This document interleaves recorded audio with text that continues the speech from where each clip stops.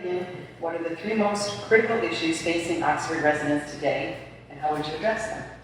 I think we have to look at this in two ways. We have short-term, very critical issues, and we have some long issues that are actually crisis-oriented. Short-term issues are basically opening up lines of communication so that people are talking to each other and that we can make decisions together where people are happy with the decisions. Everybody isn't going to get everything they want. Some people are going to get very little of what they want, but we have to have compromise and communication. That's the number one thing we need right now. It needs to come from the people. The second part of that question has to do with our town office. Our town office needs some more public relations, is how I would put this. Little more communication, letting people know why things are happening, not just that they are happening. They need to be able to know that there are laws governing what we do. There are laws, regulations about painting windows, replacing doors in the historic district. There are laws and regulations about what we can do adjacent to our neighbor's property. And we have to let people know that it's not a no. This is the reason. And that you do have, in many cases, a chance for appeal. The third thing, which we are currently working on, is sea level rise. And I'm sure all of you have walked around town just in the last couple days and seen how high the tides are, how much water is in both the streets and on the grass. This is going to be a continual problem, and it's going to exponentially increase. And because of that, we have to take very seriously our stewardship of our land mass. And I'm sure many of you went to the discussion this weekend at the community center on sea level rise. Well, this is going to be Oxford, the island. When I remember what went on with Isabel, and when I was out paddling the kayak through the middle of town, we all remember Oxford was an island.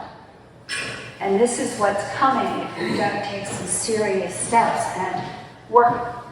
I'm not all going into all of that. I'm sure there's another question about that, but I can go on that for quite a while. Those are my three big ones. Interpersonal communication, communication improvement with the town, and then really dealing with our water situation. Do you feel there's a lack of transparency in the town hiring practices? Right at this time, there is a committee that is looking into that issue, and I am not going to guess what they are going to come up with. I do know, because I have them, I'm sitting on them, the criteria for every position in the office. And I know that before a person is hired, they go through a vetting process. Then the candidates who are qualified are moved forward to the commissioners. Commissioners review that, and they make a decision. I don't know anything more about the hiring practices at this time. How would you characterize the way the commissioners should work with the town's paid staff? What is the best relationship? I'm going to look at what goes on with the Board of Education. The Board of Education has 7 board members. We have a $65 million budget. We have 5,000 students and about 500 employees. One of the things that you learn very early on is the interaction that goes on between the board members and the superintendent. The superintendent is hired to manage the school system. The board is the overarching entity that provides policy and approves things. We work on it and approve the budget. We work on any kind of policy changes straight down the line. And so when you have a town, the same thing works with the town manager. The town manager is hired to do the day-to-day work of the town. That manager, just like the superintendent, brings materials after research to the commissioners. Commissioners at that point review it and then sign it off. I think that if we slow down our meetings a little bit, it will be a little bit easier for the public to understand what is happening, that the town manager is just not downloading something from the internet and giving it to the commissioners for approval, that there is actually a lot of research that goes on before anything gets to a commissioner. And the commissioner, just like the Board of Education, asks questions. We go through what is going on. Why did we come to this decision? Why is this important for us? Why is this the best bid that we've got? There's many whys that go on in this process, and that we do this at the school board. And it should be done, and I think it is in most cases done here in the town. What can we do to heal the split that has come to our town? I worry that the outcome of our current condition will result in long-term damage to an otherwise wonderful place to live. Last night, we all did not have electricity. We were sitting outside with the young ladies. And I said, you've been in Oxford a long time, probably since she was 4 weeks old, Josie, since she was about 10. What is so special about Oxford? And they said, it's an unbelievable place. They come from the suburbs of Fairfax and Annapolis. Oxford has a soul. Oxford is calm. Oxford is peace. When we come here, that's how we feel, that we can relax, we can be ourselves. So we need to get back to that. I think if we change the rhetoric to begin with, if we have more open forums, if we stay off the internet and the social media, I gotta tell you, one of the first things, whenever we go to a medical convention or anything, they bring this up every time. Get off social media. It's doing nothing good. When we go to the school board, in fact, in your first days as a school board member, you have to go to a state program the last 3 days, and the first thing they tell you is, stay off social media.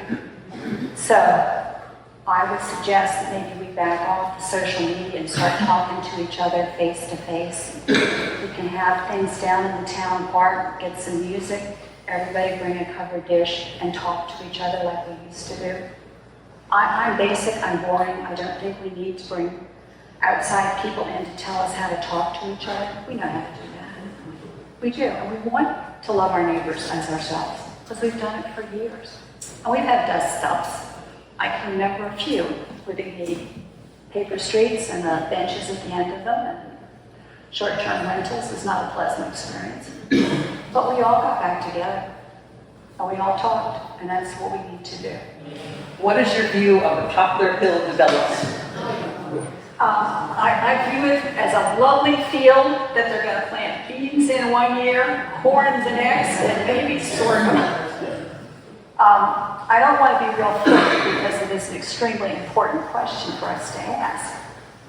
But the basic question is, why did Easton use up all of their allocation and then want to go back to the county so that we can say that we don't want it? Easton should have been more responsible in their allocation of resources that they had.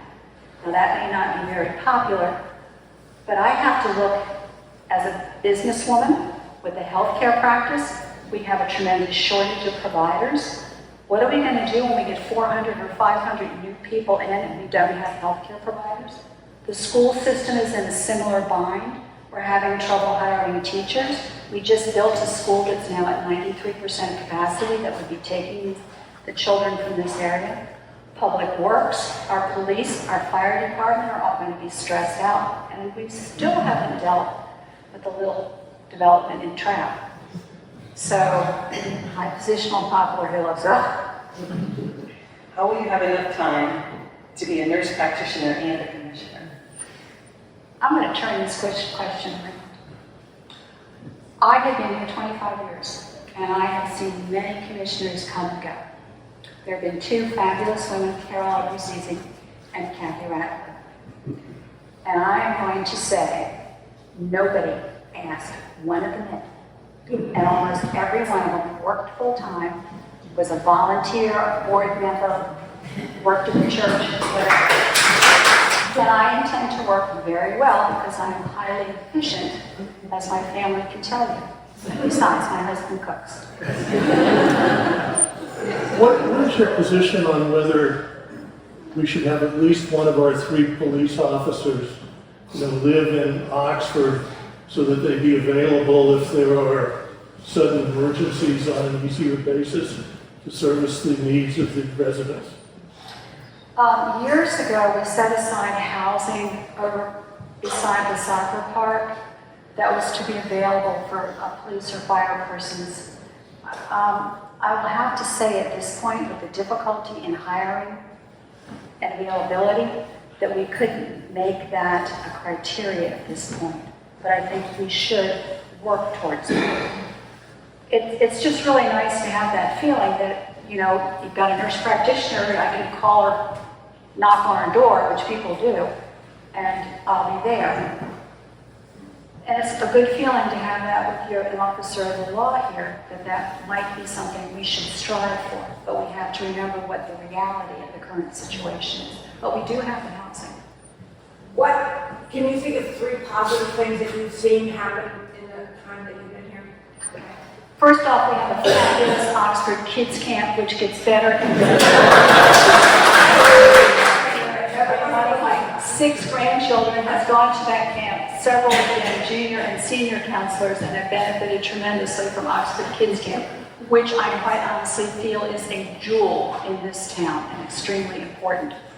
Some of the other things that I have seen is we have had mitigation of some of the constant flooding down along South Morris Street down to Pier Street, which every time the tide rose in a spring tide, you could not get down it.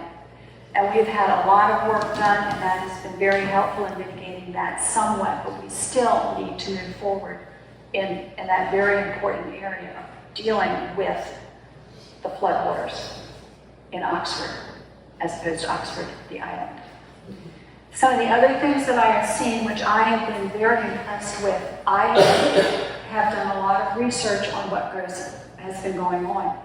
And when we have a town manager that has got $30 million in grants for us, that has saved us, the taxpayers, quite a bit of money.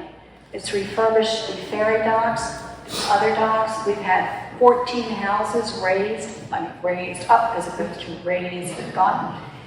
And we have more in the pipeline for that in consideration of what is going to happen as the floodwaters rise. I'm also, I got to tell you, I'm a sewage treatment mom. As a healthcare provider, knowing what happens when we do not have adequate treatment of our sewage and water, I love our sewage system. The water comes in, and the grit is first taken out, and after they take the grit out, it's shipped over so that you can take out any garbage or debris that's in it, in addition to getting rid of the grit. Then it comes in the friendly little bacteria, and Josie's a biologist, so she's just grinning. The bacteria comes in there and it processes all of our waste, and then it goes out into Town Creek. That is one of the big things. When I first got here, we were cleaning the bottom of the boat before races on Friday evening and then the weekend of racing. If I cleaned the bottom of the boat out in Town Creek, I got a rash. I would end up with a sinus infection. And it was like unbelievably beneficial when our sewage treatment plant got upgraded, and you could go out and clean the bottom of the boat and not end up with dysentery. But the thing that we have to remember about this is that the saline water is not friendly to the bacteria which we need in order to process our sewage net. And so that is another reason why we need to keep our floodwaters lower and controlled and contained. Doing a great job with the floodgates once they got put in right. So those are my things. Thank you. You named 2 challenges that the town is facing that you think could be better addressed. Number 1 goes back to communication and public relations. And the difference between the two, you can communicate just about anything. Sometimes in my office I wonder where the heck that came from. But if it's properly stated, the person is engaged, and that's what we need to do. We need to shift our language just a little bit. Not try to hide anything, not try to lie. It's like if I tell a person, you know what, you've got really serious diabetes. Your A1C is 12.8. And they're like, but then if I said, you know, you've got this condition, but I can give you these medications, and if we've got this program where I can send you to the nutritionist, and we've got an exercise program for you, and I can give you Ozempic, and you'll lose weight too and look good. That's the public relations part of doing this. And that's what we need here right now, is a little bit more of a public relation, warm, soft, fuzzy, that really helps. We have waited a long time in order to get the buffer islands, which are all going to have little Jimmy Buffett restaurants out there. And that has been delayed. And why has it been delayed? We've had COVID. We've had problems with work people. And if anybody who's trying to get anything done, renovations, things like that, you can't get people to show up when they say they're going to show up, even if they're under contract. But the time has come. We are going to get our buffer islands put in. Why is that so important? If you go out in a boat and you look back at the strand, what do you see? You see houses, you see a road, you see utilities. What happens, as it did happen, I remember how many years ago, 10 years ago, we had the boat, the sailboat that broke loose and ended up on the strand, in the street.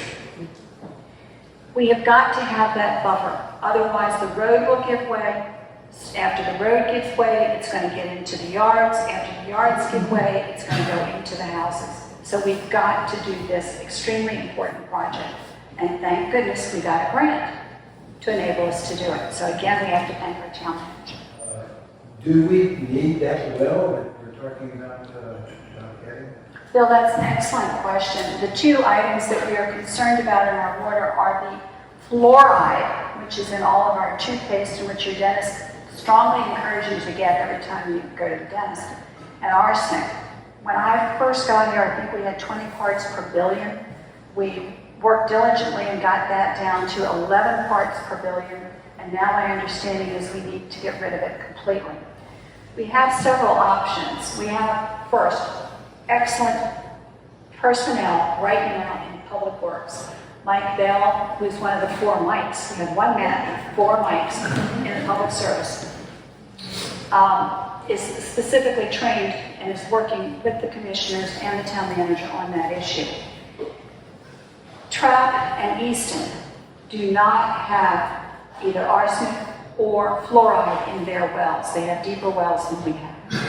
So the option is to pay a yearly fee in order to clean it up, or to go ahead and hopefully get another grant and dig, I think it's a 14 or 1600 foot well in order to have clean, fluoride-free and arsenic-free water. And then you can feed your dog from the tap, give your dog water from the tap. Okay, take ice cream to go. Otherwise, I'm going to eat it and look like this.